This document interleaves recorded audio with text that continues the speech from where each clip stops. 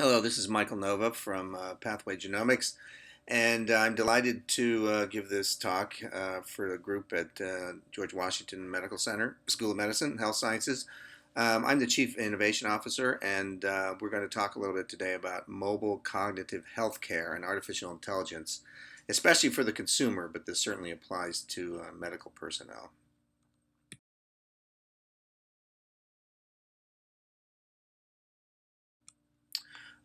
It's a fact that all the world's data doubles every 2 years, which is pretty amazing. But medical information doubles every 3 years, and by the year 2020, will double every 3 days. So we're talking about a deluge of information that either practitioners or consumers are trying to get their heads around.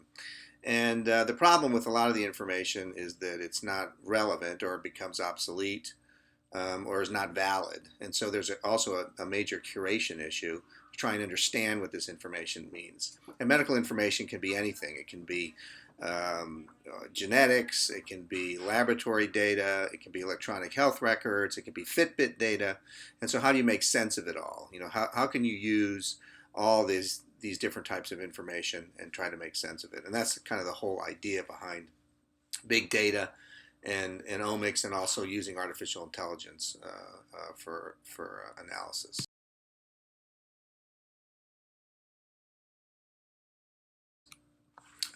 As I mentioned, data is worthless though if you can't act on it. So we've learned the hard way that people want to be told what to do. They want to be told what to eat. Potentially when it comes to healthcare and dealing with their own healthcare on a daily basis, it doesn't do any good really to give people risk predictions or tell them to eat broccoli and then give them no reason why. So with all this data and all the information that we're collecting, I think it's imperative to understand that unless you can act on it, and this includes the genetic information, unless you can really act on it, it really doesn't make any sense for anybody one way or another.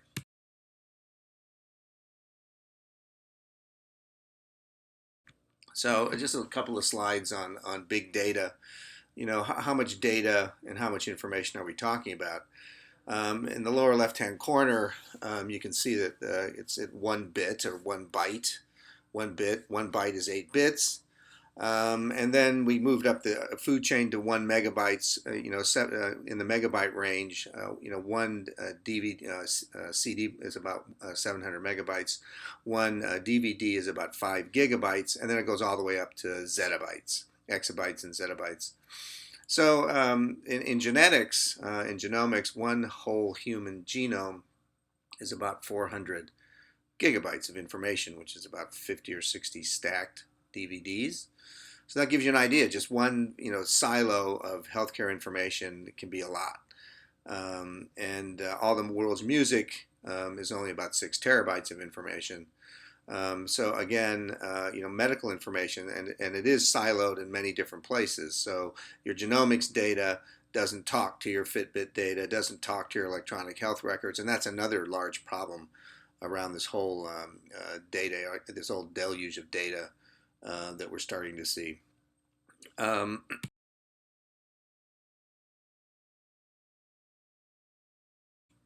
and for an individual, a user will generate about 1 terabyte, 1 to 2 terabytes of healthcare data during his lifetime.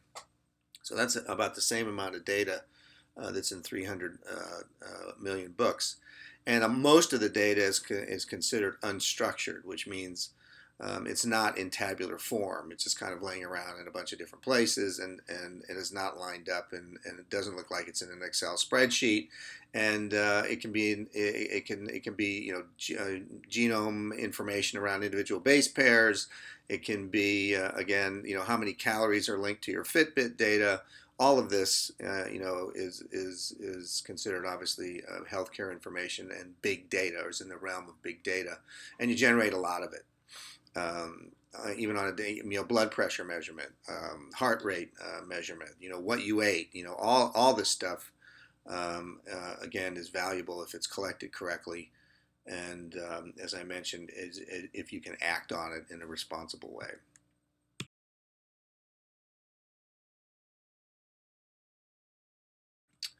In healthcare and the healthcare business, it's really changing. When I went to medical school 15 years ago, there was no such thing practically as a cell phone, or let alone a laptop for the user.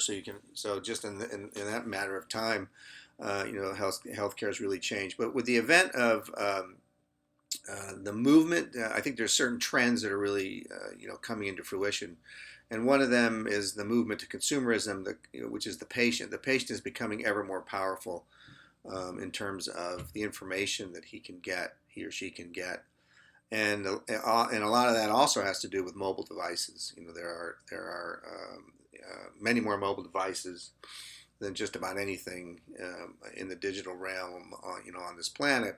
So getting information into your mobile device is, for the consumer is really pretty important. And then you've got an evolution of care delivery and data and ecosystem convergence. What that means is that all the data around healthcare and all these different silos is kind of converging, together. So it's becoming one kind of big mass of information.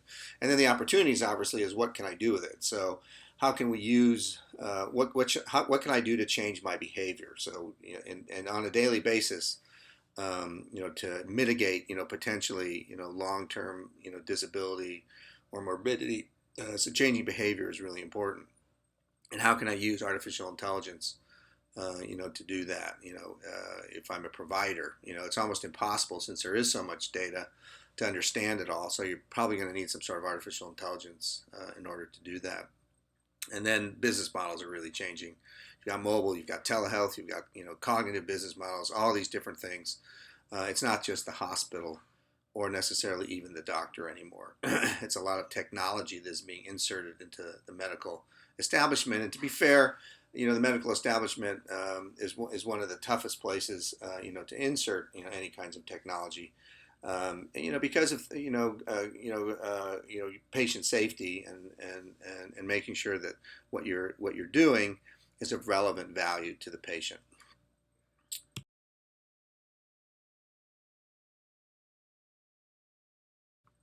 And some other trends. I mean, these large trends that we see is certainly in genetics and epigenetics. It's kind of in the middle of it all. All the omics technologies, whether it's again, genomic information, which is your genes or how the genes are regulated, your epigenetics. But there's other omics too, metabolomics, lipidomics. I mean, there's many different parts of this genetics puzzle. But it's really with the advent of really cheap sequencing and cheap technologies in order to get the information.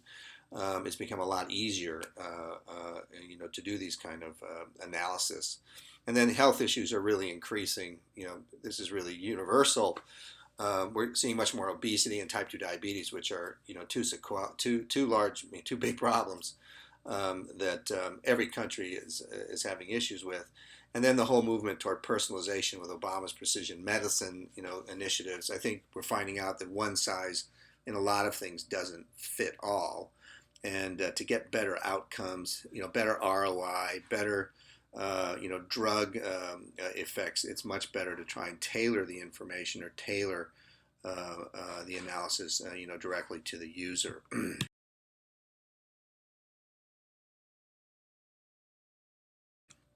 And it's also, talking about obesity. We have a 2 to 3 trillion healthcare budget, depending on whose analysis. It's a lot since our GDP is only about 15 trillion, 13 to 15 trillion. So a fourth of our GDP is healthcare, and about 74% of all costs are driven by obesity. That's a big number. So obesity and the sequela to obesity, it's not necessarily obesity, but it's the diseases that happen because of obesity, like three big ones: cardiovascular disease, and 80% of those are preventable. Cancer, about 50 to 60% are preventable. And then type 2 diabetes, in particular, is about 80% of those cases are preventable. So you're talking about a lot of healthcare and a lot of healthcare problems that have a potentially a behavioral component to it, which means you can prevent them. You can take action to prevent things, from getting worse or tipping. You can take action. You can lose weight. You can drop your blood pressure. You can drop your sugar, your hemoglobin H1C. You can do things to prevent sequela from getting more severe.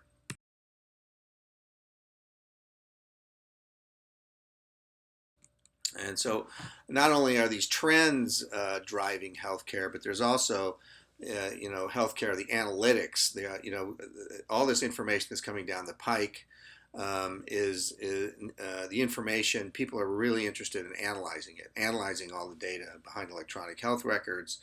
And a couple of the reasons for that is the healthcare costs are rising. The biggest reasons for diagnosing and using analytics is ROI and cost, which means the rate of return on outcomes and the cost of medicine. It's just getting too expensive, to do anything. So if we can understand this information and make it actionable, there is true value in doing that, and it would help enormously with cost, and it would help also enormously with things like in the Affordable Care Act. Once you give consumers more power, they're going to want more for their money when it comes to healthcare.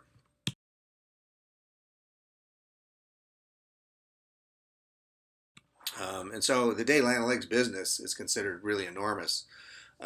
In some estimates, we could save nine billion immediately if it was implemented correctly, trying to understand all this data, but 300 billion, over the American healthcare in general on a yearly basis. So the information alone is worth a lot, but the savings to the public health sector is worth even more. And all this has to do again with making this amount of data actionable. Taking very complex medical information that is siloed and doesn't talk to each other and making it actionable. There are real monetary reasons to do that.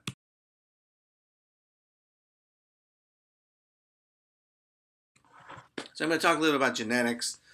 We at Pathway Genomics, we have a large genetics lab, and we do any kind of genetic test.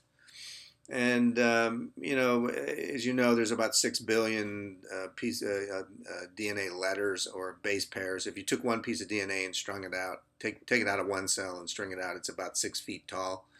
You have a trillion cells, times 6 feet, and you're talking about going to the sun and back, 2 or 3 times. It's a lot of information in that little piece of DNA. 22 to 23,000 genes. And right now, over 49 chromosomes. Right now, it costs about $1,000 to sequence.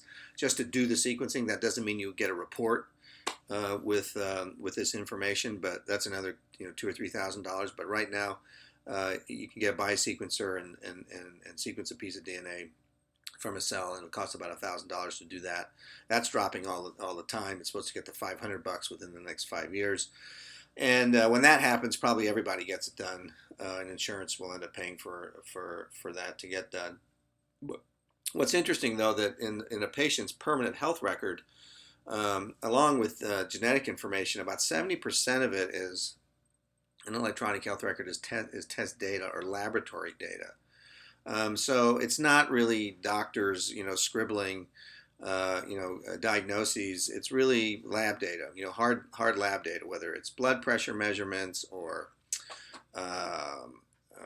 your gene sequence for breast cancer. It's really hard laboratory data, and that's interesting because again, a lot of it is unstructured, and a lot of it is siloed, and a lot of it doesn't talk to each other.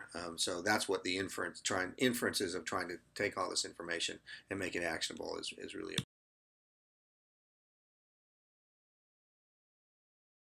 about. So this slide kind of summarizes what was popular a couple years ago around, could you build an application? Could you take a lot of this different types of data, whether it's all the way from your exposome, which is what you're exposed to on a daily basis, your epigenome in this slide picture that I have here, microbiome, metabolome, proteome, transcriptome, genome. It goes all the way up the food chain, even to your social graph. There's potentially information about your health status in your social graph, and then into imaging. There's imaging is very dense when it comes to data, and CAT scans and MRI scans. Can you take all this information and then make sense of it. And a lot of it, as a physician, a lot of it, a lot of what you do is trying to personalize information, and that's basically what you do on a daily basis. Now we just have a lot more tools, to do that.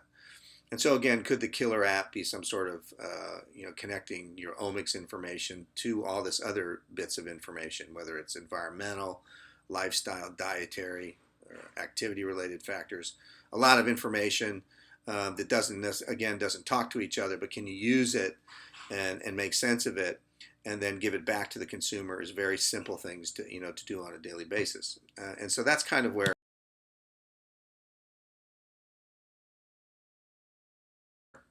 artificial intelligence comes into.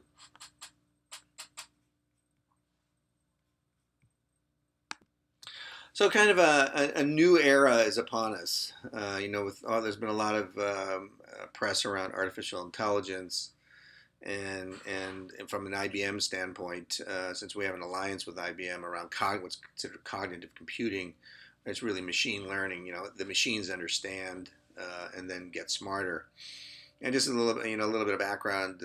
AI was kind of coined in a conference in Dartmouth when a bunch of really smart people got together in 1956 and thought about these things. Could we build, artificial intelligence?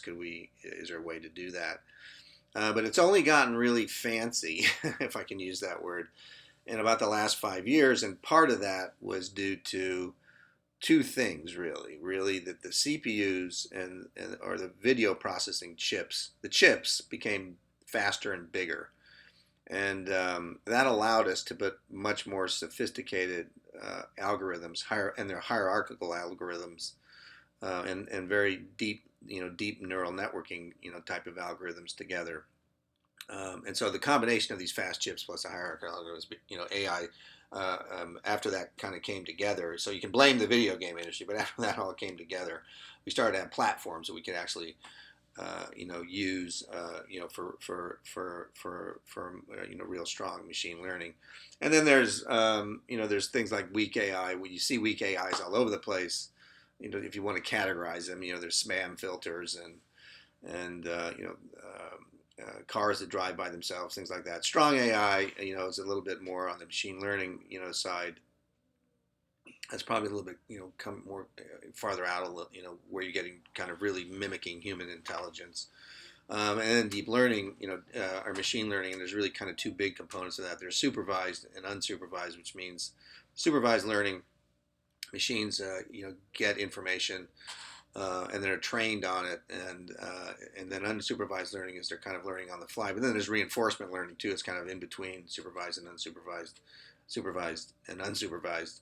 But in general, there's kind of two big chunks of machine learning, and that's either you train the algorithms with a data set that you already know what the answers are, or you don't. You let the algorithms learn up to a certain level, and then they're just not given any training data, and they go along and learn automatically. And unsupervised learning has gotten very popular lately, and one of the reasons is because we again have these hierarchical algorithms and the fast CPU units in order to do it.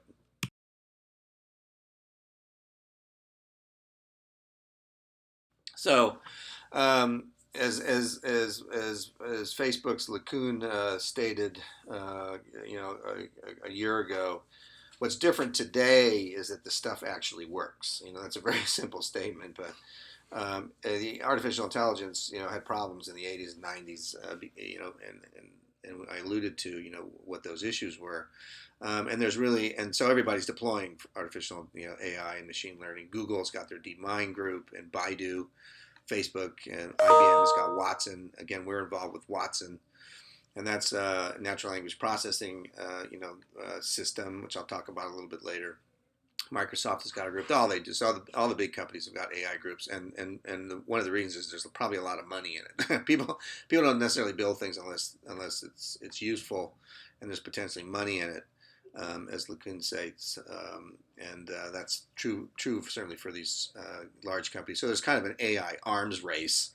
Who can get the AI teams, up and running the fastest with the bestest in the shortest amount of time.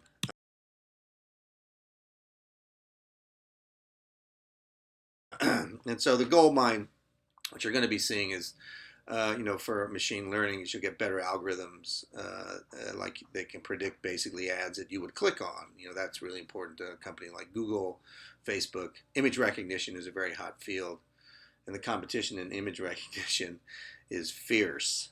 There are many teams trying to start up with the talent pool isn't that great, but there are many teams starting up in this area, and then obviously speech and voice recognition and voice interfaces, automation and robotics, like Google self-driving cars. That's all machine learning driven. Healthcare is a big area. It's probably the toughest area for any kind of machine learning and artificial intelligence, again, because the data doesn't really talk to each other and it's all siloed. And then warfare, if you look at robotics, there's the military is certainly using artificial intelligence in some of their apparati.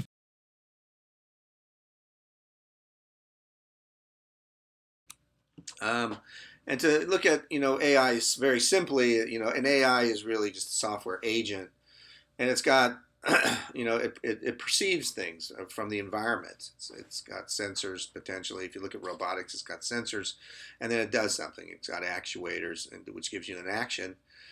So agents interact with the environment, through these sensors and actuators, and then it does something, and then hopefully the agent learns as it goes forward. And it learns automatically. So learning automatically, machine learning, learning, concepts, and these algorithms, it can kind of take over without having to be trained all the time. That's really important in artificial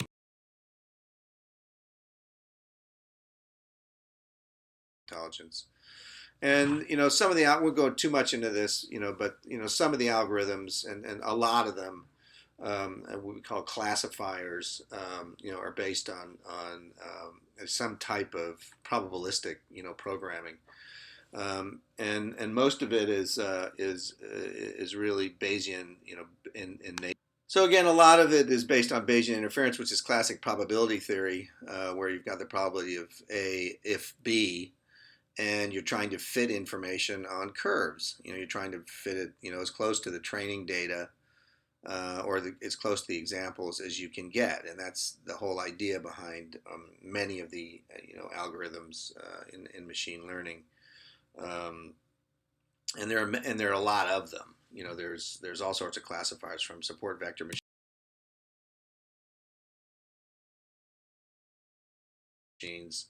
and in this slide I kind of show a little bit how computational learning theory leads to these classifiers, whether you're using decision trees, which are basically two ways to go down these trees. They just get bigger and bigger and wider. Support vector machines are linear classifiers, where you're basically trying to fit things to a curve, either positive or negative. And perceptrons and ANNs are variants of that. And then you've got nearest neighbors, where you've got training data and you're trying to get as close as possible, with the data that you're using, to simulate what's going on in the training data. So there's many different types of classifiers and algorithms that are used in machine learning.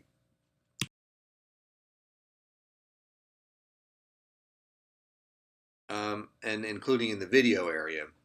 And the video, or image, I should say, imaging. And the imaging area is difficult because the data is very dense, number one. And you're trying to take an image like that's on the left and then convert it into language. What does that mean? So even the algorithms that are layered, have networking functions, like deep and convoluted neural networks, and then language generating neural networks. And so you've got a bunch of these algorithms kind of sitting on top of each other. So one chunk of algorithms does one thing, and then the other chunk of algorithms takes that information and converts it into language. So you could easily, look at this picture, and depending on what algorithm you're using, it could come up in natural language as a group of people at an outdoor market, or even there are many vegetables at the fruit stand. So how do you figure out which one you want? Well, you have to be able to train the machine learning algorithm that that I'd rather have. There are many vegetables at the fruit stand than a group of people at the outdoor market.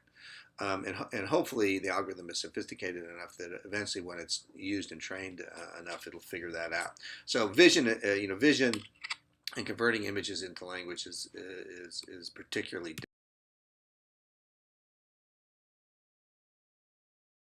difficult. And in medicine, we have a number of different types. I talked of algorithmic functions. In B here, there's the standard decision trees. It's basically yes or no. Do I have rheumatoid arthritis or don't I? And then is my LDL up or is it not up? Or so these decision trees can go on forever. And in feature, in number C, you talk about neural networking. Is classifiers, and there's many hidden nodes, and there's things like backwards propagation and gradient descent. I'm not going to get into all that, but there's again, a lot of the algorithms that are used now in machine learning are applicable to what's going on in medicine, or applicable to what's going on in healthcare, because you have again, a lot of data and a lot of different types of data that doesn't talk to each other. So machine learning is really good at making inferences across many different types of data and pulling out useful information. And with our group, as I mentioned, we have an alliance with IBM Watson in particular. And this is an overview or a schematic of the architecture for what's called Deep Q&A, or what we call QAPI, Question and Answer API.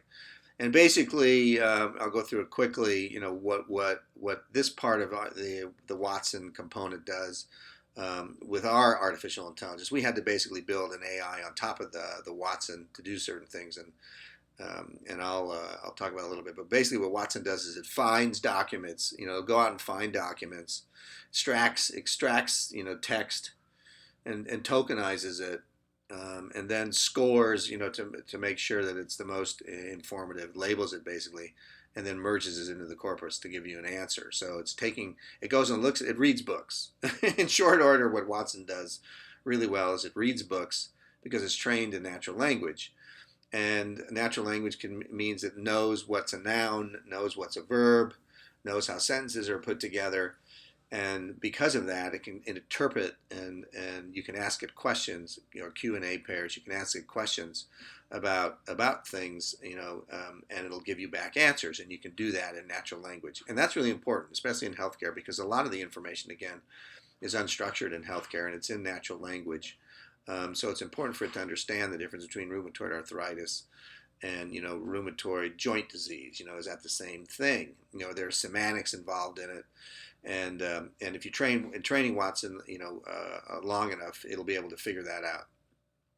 But Watson in general is a classic case in machine learning of it's garbage in versus garbage out. If you train it really well, you'll get very good information on the back end when you're answering questions, and it'll give you a confidence level that it feels very. So it's very good at things like Jeopardy, or it's very good at playing chess. It's very good at those kind of linear or inferences across many different types of data sets if it's trained properly. And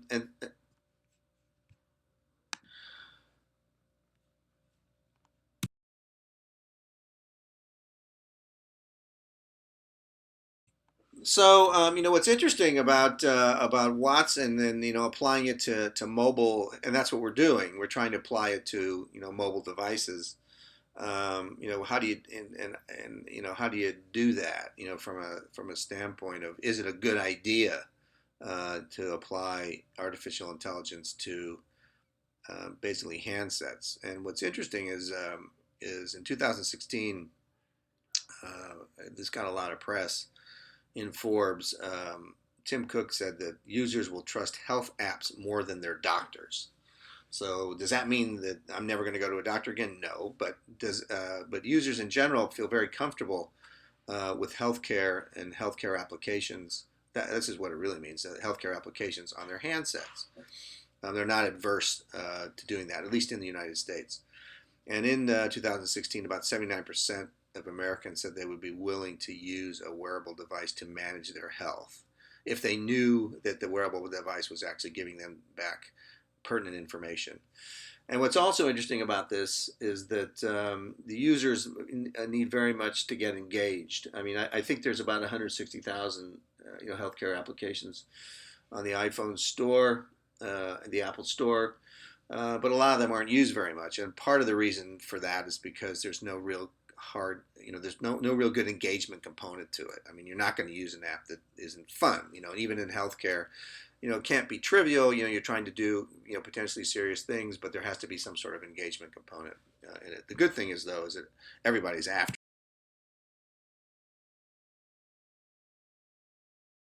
this. And it's become such an issue that there's new paradigms for patient behavior. And I mentioned engaging. People want to be engaged about their health care. They want to have a way of understanding information, and given integrated actionable information to do something on a daily basis, whether it's doing different exercises, whether it's eating more walnuts because they have more polyphenols in them, whether it's not eating grapefruit because it's going to screw up my medication that I'm on, because it won't let the liver grind up my medication. So it's really multiple networks that you've got involved here. Again, this siloed information that doesn't talk to each other. But for patient behavior, then trying to understand how to move patients' behavior, you really can't use any one of these bits of information in a vacuum.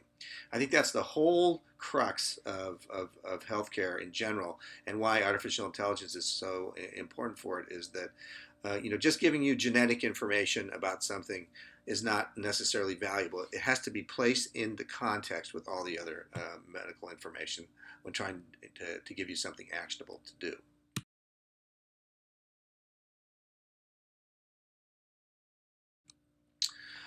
So the problem space in health and in healthcare is really trying to understand many data sets, trying to understand whether my Fitbit data, I run around the block 4 times, and how many calories that, and how does that relate to that I ate a hamburger this morning, or how does that relate to my blood pressure or my hemoglobin H1C, and how do I make decisions around, how does that relate to my insurance, what's that going to do to me from a wellness quote unquote standpoint.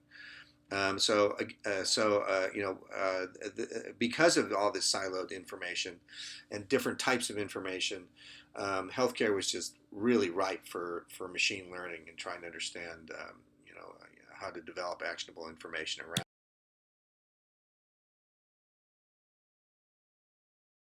it. So it's a very big market, and it's getting bigger. About half of everybody, 3.4 billion people will own a smartphone. 2017, it's about half the world's population. Half will use health apps. That's pretty amazing, since health apps have only been around for about 5 or 6 years. And the total global mHealth market, in 2017 alone, is around 26 billion, meaning all the different types of healthcare applications and how they're used.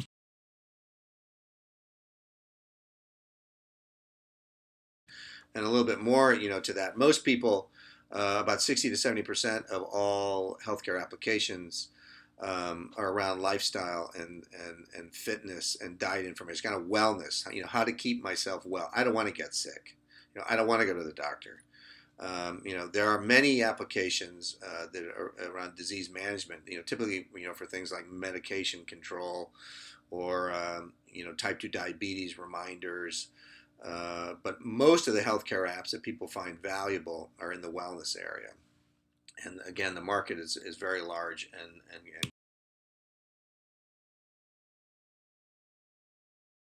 growing rapidly. And the largest number of applications in the wellness area are around weight loss.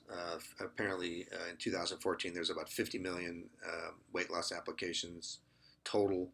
50 million people downloading weight loss applications in the U.S., and then exercise, and then on down. So weight loss, so 50, 60, 70 million people downloading either weight loss or exercise applications.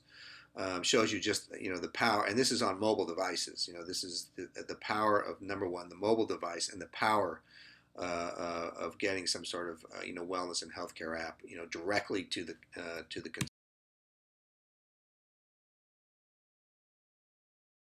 consumer. And what's interesting about this is it's not the hospitals, and it's not the fancy healthcare providers that are the channels for these applications. Most people, by and large, go through the app store and try to find something that they're interested in. In fact, the hospitals and the large, medical service providers are increasingly seen as a weaker channel to distribute these applications. And I think, for my money, I think part of that is because the applications just aren't engaging enough. I think, and there's a style issue around what pharmacies and hospitals pull out that that doesn't really relate to consumer applications. They're much more comfortable when it comes down to it dealing with medical personnel and or pharmacy personnel than they are dealing with the consumer.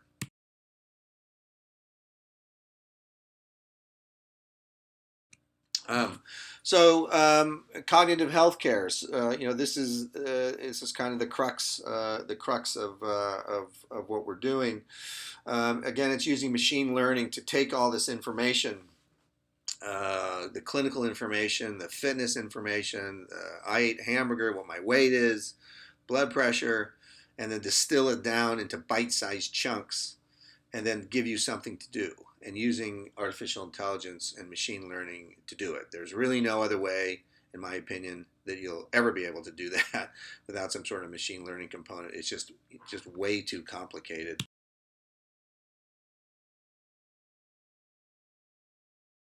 And what it does is it really, enables you to really kind of take charge. It enables you as a consumer, to have even more power. If you've got really high quality, actionable information coming right to your handset wherever you are, and changing dynamically. I think that's part of it. That if you ask a question or you get pushed information, depending even where you are, it might change, or depending on what you did. It's kind of like having your healthcare buddy, along for the ride, and all the time, And that for us was something that we were really found engaging. And since it's a potential consumer application, the goal for us was to take this very sophisticated and dynamic information and try to make it useful for everyday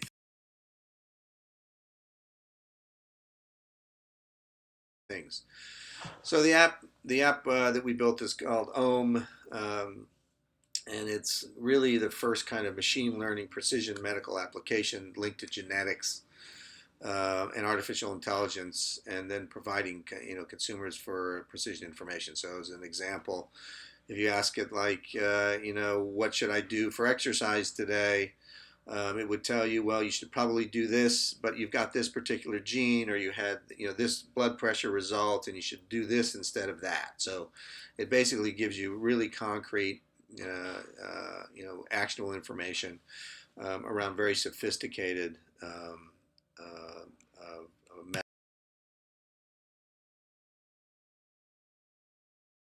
medical information in the background. You're personal, and it's personalized. You would get a different answer than I would if I asked a question. And what's kind of cool about artificial intelligence in cognitive and healthcare, and particularly this OMAP, is the natural language process. Since it's a natural language processing engine, it allows you to ask questions in everyday language. It's translated into queries that go search for answers, or it pushes information to you in just everyday language. And the application, since there's a machine learning component in it, it's dynamic and gets more accurate the more it's used.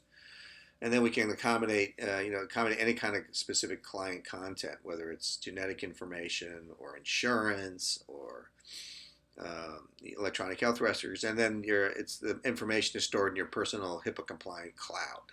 We have cloud networks, and they're all HIPAA compliant. We know how to handle healthcare data. and we're used to handling high density healthcare data, and then it's potentially useful for many industries. And it allows, if you look at the grassroots kind of thing, allows potentially, greater employee safety and productivity, and really gets down to the dynamics of precision healthcare. And we're starting to see some of this come to fruition. There was, some publications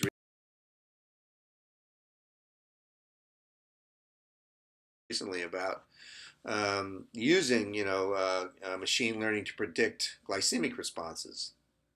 And this was interesting because they took information about microbiome and blood tests and questionnaires and food diaries and what you ate, and they used a machine learning algorithm, what they call a nutrition predictor, and it's designed to personalize diet, based, to lower your glycemic response.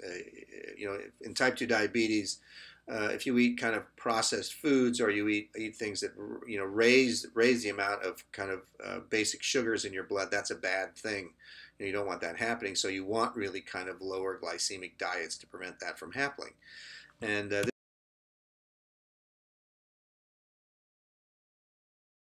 machine learning algorithm, basically did that. And so the idea behind what they were doing was again, taking all this very high quality information, really based around laboratory results, more than anything, and then give you personalized results, giving you really something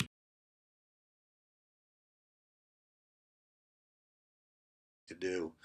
And so the predictions basically, if I eat, it boils down to, what is my glycemic response going to be if I eat this cookie or this banana, and since we trained, the metadata around these things of genetics and the microbiome, and whatever, we can tell you what's going to happen, and what foods you probably should be eating instead of something else. And this was, again, it sounds simple, but it was a very sophisticated, and they ran a clinical trial with 800 individuals, and they got pretty good results, about 95%. The predictions were correct, after they had trained the machine learning algorithm. So it shows you the power, and then using it on a mobile device, it shows you the power of artificial intelligence in order to actually make very accurate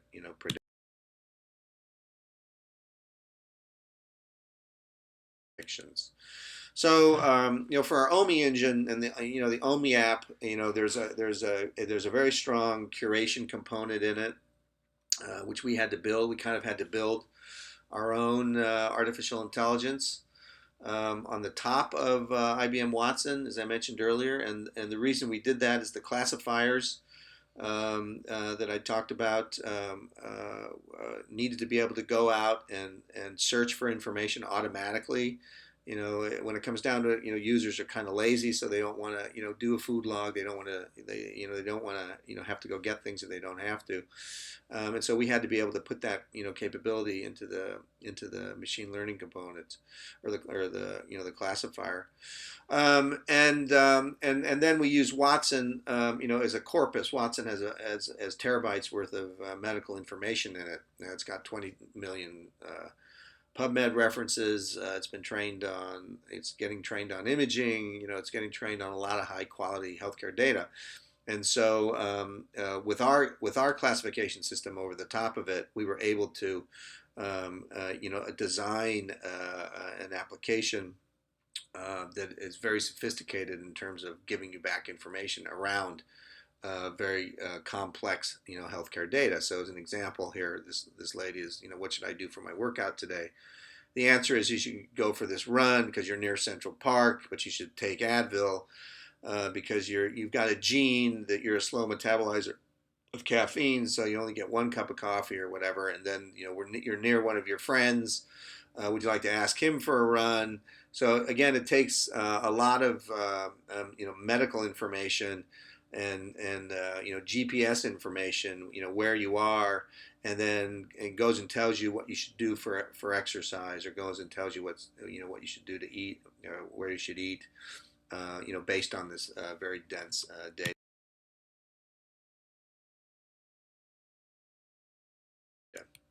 and the data is in real time.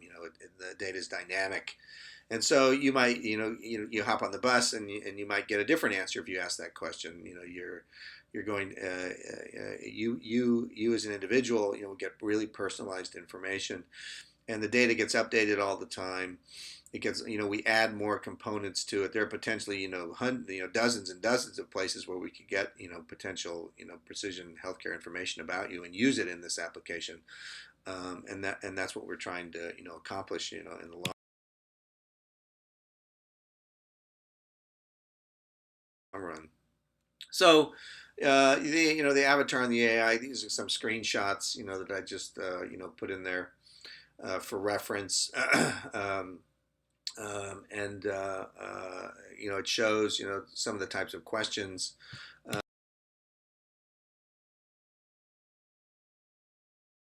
that you can ask, and it's got even a wellness number in there in the middle of this application. This individual's wellness number happens to be 78, so we put some algorithms in there around public health and NIH factors that they use for wellness components like blood pressure and BMI and exercise, and used it to come up with a wellness number, which is part of the engagement component of the application. That we think is very important on a daily basis. And then if you ask it, what should I eat today, it would come back basically and give you not only what's best for you to eat based on this data that we have about you, but it's also got the name of a restaurant down the street that's got the same menu items that might be of interest to you, and the caloric content, and the nutritional content. And so again, I think the whole idea behind using artificial intelligence and machine learning is to basically take very complicated and siloed healthcare information and give back the user very simple and very concrete things to do. And we're also building a physician's version of the OMI app, and it'll have a little bit more things about information about things that physicians and medical personnel are interested in. Whether it's insurance coverage. Is this patient covered for insurance? What does it cost me? In terms of doing a joint replacement. In this hospital versus some other hospital. That's also going to be available on the consumer side. But so the physician side, the physician application part of OMI would have a little bit denser things, and you'd be able to talk to and send your information directly to the doctor at any time. So all this information that we gather to you is sitting in your kind of private vault of HIPAA compliant vault, and we'd be able to take it out and deliver it to your physician. So we're not trying to cut out the physician in these types of healthcare apps. We're trying to include them. And so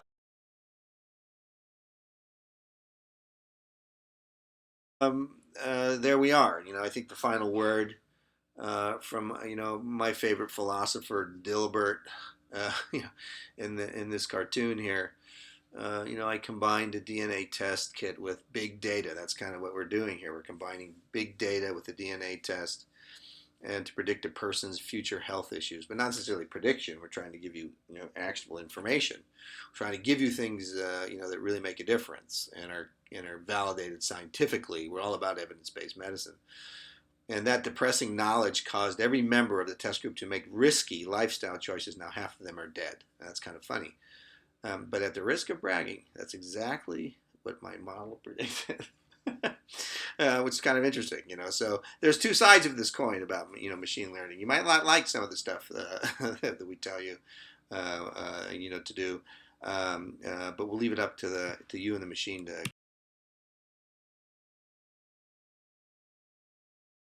kind of figure that out. And here's the references and the reading. I think if you can get through some of these, it would really, pretty basic stuff. About things like machine learning and genetics. And there's a really good book out there called The Master Algorithm that you can get through, probably in a weekend, which kind of explains, in layman's terms, the whole machine learning business. And then there's some movies by, IBM that are interesting. And then the Godfather textbook of artificial intelligence is by Russell. And if you can get through the first chapter, that would really be great. So that's it for me.